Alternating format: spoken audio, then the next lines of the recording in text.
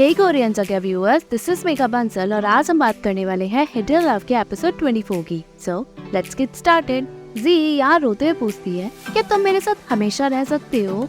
जाशू star notes देखकर हंसकर रोते हुए कहता है, तुम इसे फोल्ड कैसे करती हो? मुझे नहीं आता। जी भी रोते हुए फोल्ड करती है। जाशू उसके आंसू पोंछकर कहता है, इन स्टार्स को मैं अच्छे से संभाल के रखूंगा।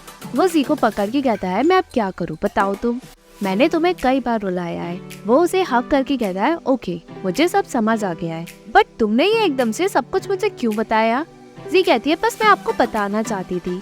जाशू कहता है, तो इस बार मेरी कोई रूमर गर्लफ्रेंड नहीं है, मेरी एक ही ऑफिशियल गर्लफ्रेंड है। सो तुम यही बताने के लिए यहाँ यही आई हो?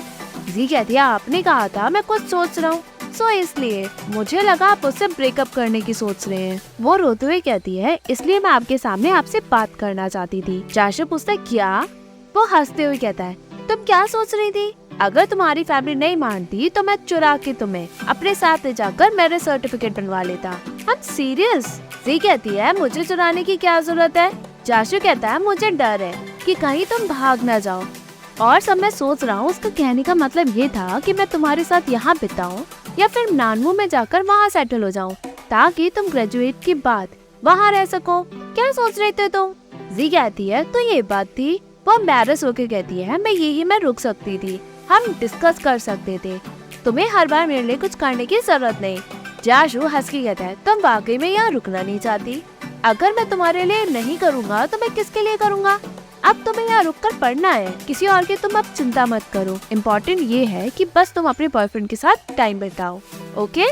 जी एग्री करती है। जाशू कहता है, रही बात तुम्हारे पेरेंट्स की चिंता की, तो तुम उसकी चिंता मत करो, मैं उनसे बात कर लूंगा। तो अब तुम स्माइल करो। जी स्माइल करती है। जाशू से हक करता है। बाद में जाशू जी की बातें याद करता है कि जी उसे कब से लव करती है। उसे सभी फ्लैशबैक याद आते हैं। वो बैठकर सोचता है। तभी जी आकर पूछते, तुमने क्यों पी? क्या हुआ? मैं कुछ लेकर आती हूँ। जाशू जी का हाथ पकड़ के कहता है, क्यों सोकर उठी तुम? जी पूछती है, मूड खराब है क्या तुम्हारा? जाशू कहता है, मुझे लगता है मैंने तुम्हें बहुत बैड ट्रीट किया। जी पूछती है, कब किया तुमने? या फिर इसलिए जो मैंने आज तुम्हें एयरपोर्ट पे बताया? मैं बस तुम्हें ये सब बताना चाहती थी, क्योंकि मैंने तुम्हें ये पहले नहीं बताया, बट मैं नहीं चाहती तुम उसकी वजह से कुछ बुरा फील करो।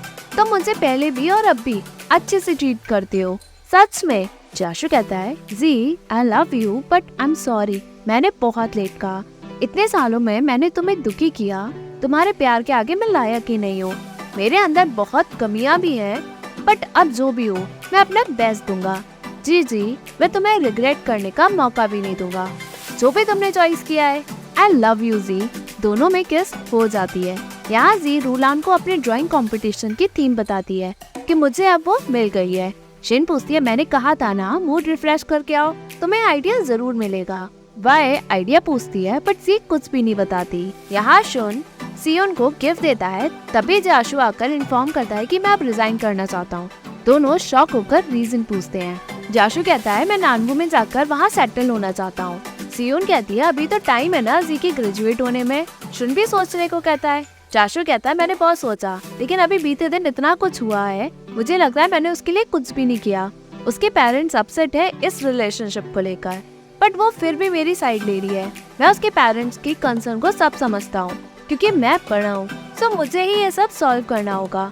जब मैं नानमू में जाकर सेटल हो जाऊंगा तो मुझे वहाँ अपने आप को प्रूव करने के चांसेस और भी मिल जाएंगे। शुन भी सपोर्ट करता है। सियोन कहती है, तो मैं तुम्हें रोकूंगी नहीं, क्योंकि नानमू में तुम्हें बहुत सारी कंपनी आराम से ले लेंगी। क्यों ना तुम हेडक्वार्टर से हेल्प मांगकर खुद का वहाँ स्टूडियो खोल लो, वो तुम्हें सपोर्ट भी करेंगे। शुन कहता है, कंपनी में ये पॉलिसी है, बस हमें हेडक्वार्टर से डिस्कस करना होगा।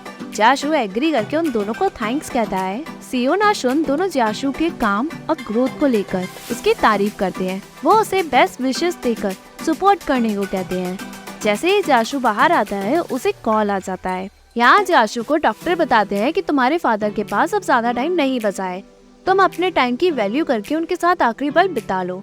जाशू अपने फादर के पास बैठा होता है। वो उनसे कहता है, इंसिडेंट को गुजरे बहुत टाइम बीत गया, मैं उसके बारे में सोचना भी नहीं चाहता था, बट आज मुझे ये सब सोचना पड़ रहा है। अगर आप उस वक्त नहीं कूदते और पेनल्टी ले लेते तो आप आज शायद रिलीज भी हो जाते।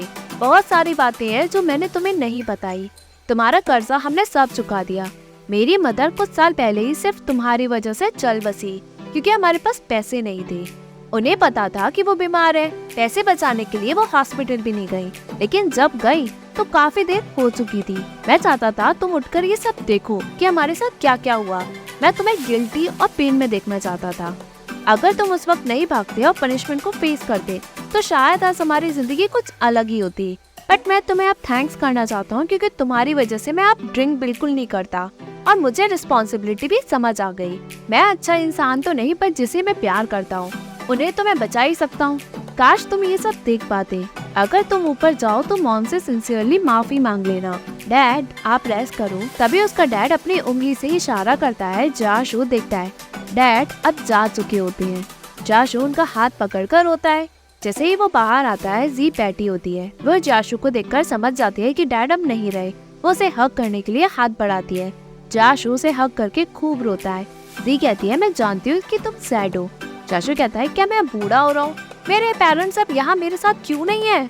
वो रोता है। जी उसे संभालती है। बाद में दोनों जाशु की मदर के ग्रेवयार्ड में पहुँचते हैं। वहाँ वो जी को एज अ गर्लफ्रेंड इंट्रोड्यूस कराता है। वो कहता है मैं नानपुर में सेटल होने वाला हूँ, पर आप चिंता मत करो, मैं हर साल मिलने आऊंगा।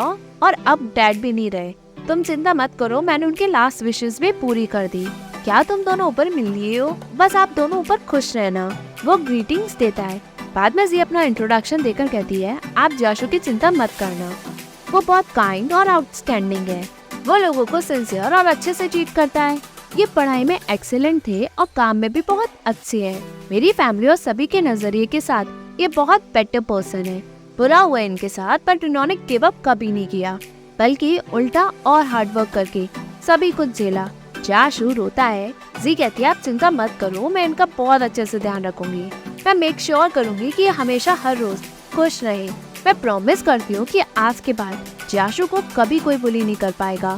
फ्यूचर में इनकी फैमिली होगी जो इनसे बहुत प्यार करेगी। हम सभी इन्हें प्यार देंगे, इसलिए ये कभी अकेले नहीं होंगे। जाशु रोता है। जी कहती है अगर तुम रोगे तो मदर को लगेगा कि मैं तुम्हें बुली कर रही हूँ। जाशु कहता है धुआं चला गया आंखों में बस इसलिए, बट तुमने मेरी मदर को प्रॉमिस किया है कि तुम मुझे हमेशा प्रोटेक्ट करोगी। जी एग्री करके जाशु को गले लगाती है। बाद में दोनों बाइसिकल राइडिंग पे जाते हैं। दोनों मजे और मस्ती में जाते हैं। जी आगे बढ़ती है। जाशु हंस के मन में कहता है जो लड़की मेरे पीछे बैठा करती थी आज वो बहुत बड़ी हो गई है, जो हमेशा मेरे साथ रहेगी भी और साथ चलेगी भी। उसने मेरा तब साथ दिया जब मैं अपने सबसे बुरे दौर से गुजर रहा था, बल्कि वो लीड करके मेरे साथ आगे बढ़ी है। वो खुश होता है। जी मस्ती करती है। दोनों बाद में सी साइड में खड़े होते हैं। जाशु जी को बताता है कि मैंने रिजाइन दे दिया है। जी कहती है क्यों? मैंने कहा था ना आपको मेरे लिए नानवू में सेटल होने की जरूरत नहीं है। जाशु कहता है जरूरत है, ताकि जब तुम ग्रेजुएट होकर वापस नानवू में आओ, वहाँ हम अपनी न्यू लाइफ स्टार्ट कर पाएंगे।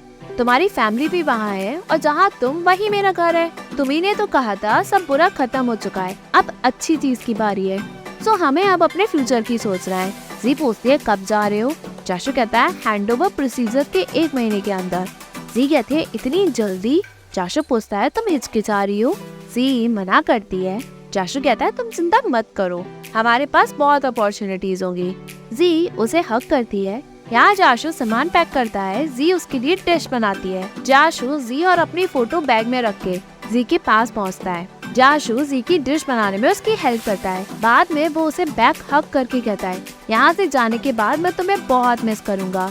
जी कहती है अगर तुम ज्यादा मिस करोगे तो मेरी फेवरेट कैंडी खा लेना, या फिर मेरा सॉफ्ट टॉय पोलर बेयर साथ में ले जाना। जाशु पूछता अगर मैं चला जाऊंगा तो तुम क्या करोगी?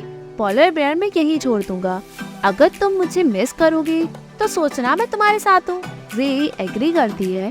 जाशु पूछता है क्या तुम चाहती हो? जी पूछती है क्या सोच रहे हो तुम? जाओ आराम करो। जाशु उसे पकड़ के पूछता है क्या मैं कर सकता हूँ? जी गैस बंद कर देती है। जाशु उसे किस करता है। वो उसे उठाकर ले जाता है। दूसरे दिन जी जाशु को एयरपोर्ट छोड़ने आती है। वो उससे फेविकॉल की तरह चुपकी होती है। जाशु कहता है ओके मैंने कैब बुक कर दी है, तुम वापस जाकर मुझे कॉल करना। एयरपोर्ट दूर था, फिर भी यहाँ इतनी दूर आई तुम। जी कहती है मैं तुम्हें छोड़ने क्यों नहीं आती, मैं नहीं चाहती कि तुम जाओ। वो उसे हक करती है। जाशु कहता है मैं जानता हूँ, बट तुम चिंता मत करो, जब भी टाइम होगा मैं तुमसे मिलने वापस आऊंगा, तुम्हें ज्यादा वेट नहीं कराऊंगा। जी कहती है जब तुम वहाँ जाओ टाइम पे खाना और किसी भी चीज की चिंता मत करना, बस अपने काम पे फोकस करना। अगर बिजनेस स्टार्टअप फेल भी हो जाए तो मैं हूँ ना। जाशु पूछता है मतलब? जी कहती है मैं सपोर्ट करूंगी तुम्हें। जाशु कहता है मैं भी देखता हूँ। वो कहता है अब मैं चलता हूँ, ओके, मुझे मैसेज करना, बाय। वो जैसे ही आगे बढ़ता है जी उसके पीछे चलती है। जाशु मुड़ के कहता है वापस जाओ, बाय। वो आगे फिर से बढ़ता है, जी फिर से उसके पीछे चलती है। जाशु इस बार रुक के उसे हक करता है। जी कहती है मैं छोड़ने चलूं क्या? जाशु आंसू पोंछकर कहता है ओके चलो। जी बैग पकड़ के आगे बढ़ती है। जाशु कहता है बस यहीं तक, अब मैं वाकई में चलता हूँ। वो उसे बाय कहकर चला जाता है। जी भी उसे बाय कहती है। जी की आंखों में आंसू होते हैं। एपिसोड के एंड से पहले एपिलॉग में दिखाया जाता है जी और जाशु एक रेस्टोरेंट में खाते हैं। जी उसे देखती है। जाशु पूछता है क्या हुआ, कुछ कहना नहीं चाहती हो तुम? जी कहती है जब तुम नानवू में जाओगे रोज वीडियो कॉल करोगे। जाशु एग्री करता है। जी पूछती है तुम्हें ये बर्डन तो नहीं लगेगा ना? जाशु पूछता है तुम्हें लगेगा क्या? जी मना करती है। जाशु कहता है तो मुझे भी नहीं लगेगा। जी फिर से क्वेश्चन पूछती है। जाशु भी सब देख के समझ जाता है। वो पूछती है हम लॉन्ग डिस्टेंस रिलेशनशिप पे होंगे तो क्या हम एनिवर्सरी मना सकते हैं? जैसे छुट्टियों में तुम मेरे पास मिलने आ जाओ या फिर मैं तुम्हारे पास मिलने आ जाऊँ। जाशु एग्री करता है। जी फिर से क्वेश्चन देखती है। जाशु भी देखता है। जी पूछती है अगर हमारा आर्ग्यूमेंट हो गया तो हम नहीं लड़ेंगे, बट अगर हम लड़ भी लिए तो कोई साइलेंट ट्रीटमेंट नहीं, कोई गायब वाली बात भी नहीं, और हम उसी दिन बात सुलझा लेंगे। जाशु एग्री करता है। जी फिर से कहती है हम एक दूसरे पे ट्रस्ट करेंगे। जाशु उसका फोन छीन के पकड़ के कहता है guide to maintaining a long distance relationship, वो ये पढ़ता है। जी बहाना मारती है। जाशु पूछता है तो तुम्हें मुझ पे ट्रस्ट नहीं? जी मना करती है। जाशु कहता है बट मुझे तुम्हारी चिंता है, तुम्हारा गाइड बहुत अच्छा है, हम उसे स्ट्रिक्टली फॉलो करेंगे। जाशु उसकी कॉपी मांगता है और उसकी गाइड की तारीफ करता है। जी उसे भेज देती है। जाशु सब पढ़ता है। जी उसके रीजंस एक्सप्लेन करती है। तभी एपिसोड एंड होता है। Hey viewers, if you like this video please like, share and subscribe this YouTube Korean Jagya channel, and don't forget to follow me on Facebook page Korean Jagya as well as Instagram account korean.jagya. Thank you.